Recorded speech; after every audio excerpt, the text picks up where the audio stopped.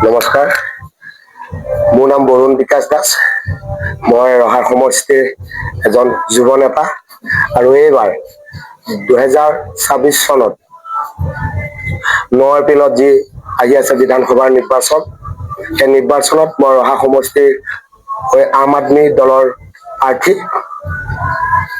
মই আজি সংবাদ মাধ্যমৰ যোগেদি ৰহা সমষ্টিৰ প্ৰত্যেকজন নাগৰিকক মই অনুৰোধ জনাইছো যে এইবাৰ আপোনালোকে যি 9 এপ্ৰিলত ভোটদান কৰিব, খুব সজাগ হৈ ভোটদান কৰিব। কাৰণ অতীতত আমাক সকলোৱে ঠগি থৈ গৈছে। ৰহাত সমষ্টিত উন্নয়ন বুলিবলৈ একো নাই, একমাত্ৰ উন্নতি হৈছে আমাৰ বিধায়কসকলৰ। সাধাৰণ জনতাৰ কিন্তু একোৱে হোৱা নাই, একো হোৱা নাই। দুখ লাগে, বেয়া লাগে। যেতিয়া এজন ব্যক্তিয়ে আনৰ দুখ নিজৰ দুখ বুলি অনুভৱ কৰিব পাৰে, সেইজন ব্যক্তিয়ে প্ৰকৃততে এজন ৰাজনৈতিক নেতা যোগ্য বুলি মই ভাবো। আৰু মানৱ প্ৰেমী হব লাগে। জীৱনত তেওঁ জনসাধাৰণৰ লগত থাকি সুখে দুখে সকলোতে তেওঁ সমভাগী হব লাগে। কিন্তু আজি আমাৰ বিধায়কসকলে কি কৰে, মানৱ প্ৰেমীটো নহয়। তেওঁলোকে কি কয়, ভাবে এটাই যে ৰাজনীতিলে একমাত্ৰ ধন ঘটাৰ এটা ব্যৱসায় বুলি ভাবে। কিন্তু মই এটাই ভাবো, ৰাজনীতি সমান ভাল একো নাই।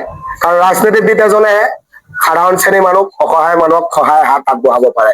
আৰু মোৰ জীৱনৰ লক্ষ্য হয় মানৱ সেৱা।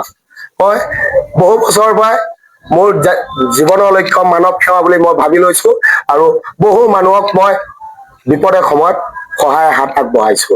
আৰু এনেধৰণে আগবঢ়াও, ঠিক যেনেধৰণে সোঁ হাতে দান কৰিলে বাওঁ হাতে গম নাপায়, ঠিক যেনেকে কৰ্ণত মহাবীৰ কৰ্ণ যেনেদৰে দানবীৰ, ঠিক তেনেকুৱাও এজন মই দানবীৰ হব বিচাৰো।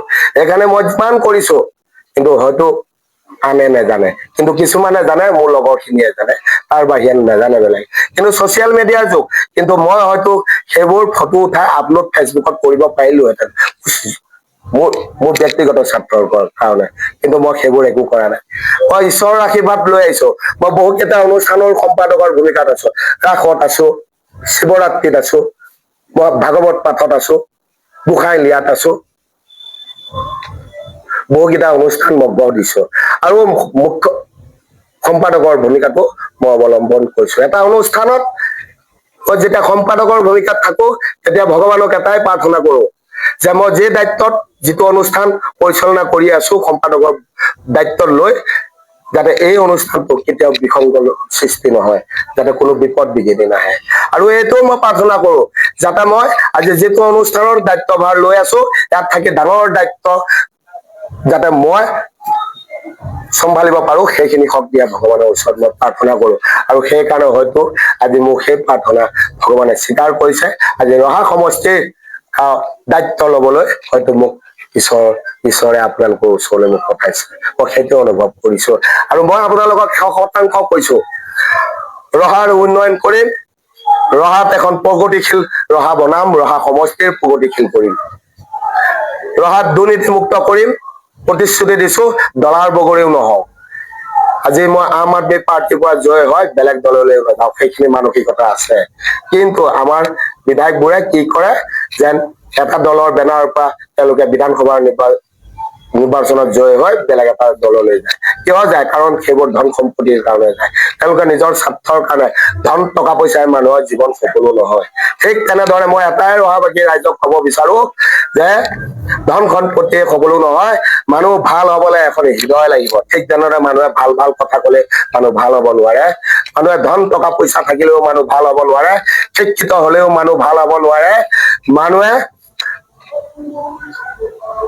মানুহ হবলৈ হলে এখন হৃদয় লাগিব, আনৰ দুখ বুজি পোৱা এখন হৃদয় লাগিব।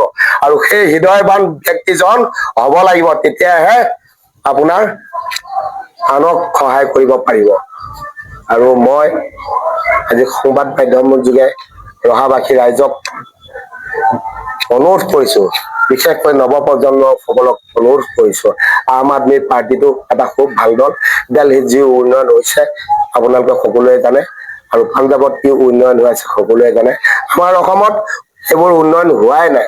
আজি মই নিৰ্বাচনী প্ৰচাৰত দিল্লীত কি উন্নয়ন হৈছে কথাবোৰ কলে, পাঞ্জাৱত কি উন্নয়ন হৈ আছে কথাবোৰ কলে, মানুহে মোক বিশ্বাস নকৰে। জানো সঁচা জানো?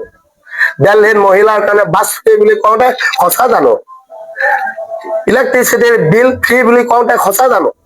মানুহে বিশ্বাস নকৰে।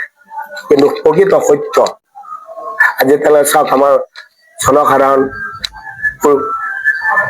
জনসাধাৰণবোৰক আমি কেনেকে ৰাখি আছে, একমাত্ৰ বিধায়কজনেহে তেওঁলোকক ঠিক এটা উন্নত পৰিৱেশলৈ আগুৱাই লৈ যাব পৰা নাই বিধায়কজনে। আৰু সেইকাৰণে মই আপোনালোকক কৈছো, আম আদমি পাৰ্টি আমাৰ ৰহাতে নহয় অসমত জৰুৰী। কাৰণ দিল্লী পাঞ্জাৱৰ নিচিনা এনেকুৱা উন্নয়নবোৰ হব আম আদমি পাৰ্টিয়ে কৰিব পাৰিব, কংগ্ৰেছ বিজেপি বা বেলেগ দলে নোৱাৰে। আৰু ৰহাত যদি ৰহা সমষ্টিৰ ৰাইজে যদি আশীৰ্বাদ প্ৰদান কৰে, তেন্তে ৰহাখন দুৰ্নীতিমুক্ত কৰিম, পাবলগীয়া ব্যক্তিয়ে আঁচনি দিম, নাপাবলগীয়া ব্যক্তিয়ে আঁচনি নাপায়। আৰু ইয়াৰ লগতে বহুখিনি মই ইছ্যু ৰাখি থৈ দিছো ৰহা সমষ্টিৰ কাৰণে। আৰু ইয়াৰ লগতে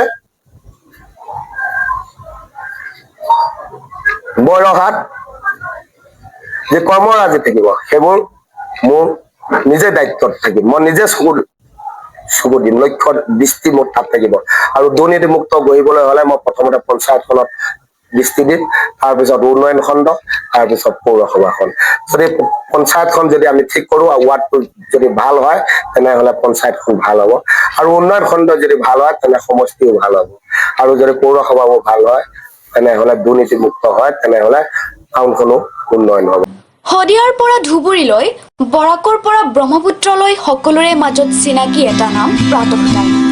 থলুৱা ভাষা, কৃষ্টি আৰু সত্য বাতৰিৰ আধাৰত প্ৰতিষ্ঠিত খবৰ প্ৰাতঃ টাইমৰ প্ৰতিটো বা বাতৰি পুংখানুপুংখভাৱে চাবলৈ Facebook, YouTube, website, Twitter, Instagram আৰু ব্লগাৰ পেজত লাইক আৰু ফ'ল' কৰক।